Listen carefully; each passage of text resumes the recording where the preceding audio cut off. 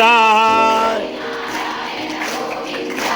జయ నారాయణ గోవింద హరినారాయణ జయ నారాయణ.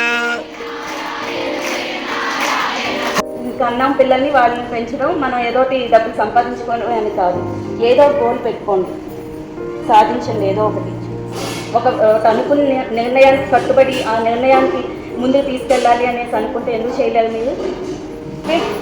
అలాగా సాధించలేనిది ఏది ఉండదు, మనం అనుకోవడంలోనే ఉంటుంది. అయితే సెంటర్లో అంటే మామూలుగా నేర్పిస్తారు, వెళ్తారు, వీళ్ళు కుట్టొచ్చా కుట్టరాదా అని ఎవరు చూడరు సార్. ఇక్కడ అభయ ఫౌండేషన్ నుంచి లావణ్య మేడం తరఫు నుంచి నేను వచ్చాను.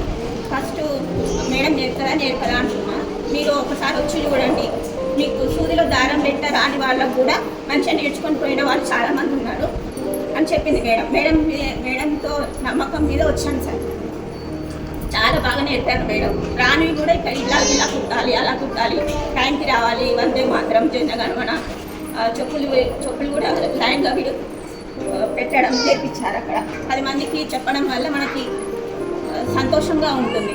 అవే ఫౌండేషన్ నుంచి నేను మంచిగా నేర్చుకున్నాను. మీరు నాకు ఒక అవకాశం ఇస్తే నేను కూడా బ్యాచ్ చేసి 10 మంది స్టూడెంట్స్కి నేను కూడా చెప్పి మీ పేరుని, కృష్ణవేణి మేడం పేరుని, లావణ్య మేడం పేరుని నిలబెడతానని హార్ట్ఫుల్గా చెప్తున్నాను సార్.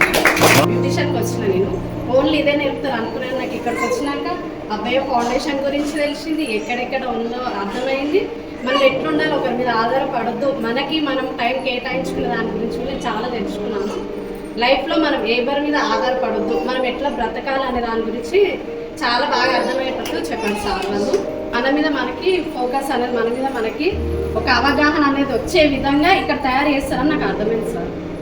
అంటే నేను ఏదైనా చేయగలుగుతాను కాన్ఫిడెంట్ నాకు గట్టిగా వచ్చింది సార్ ఇక్కడికి వచ్చినాక. నాది కూడా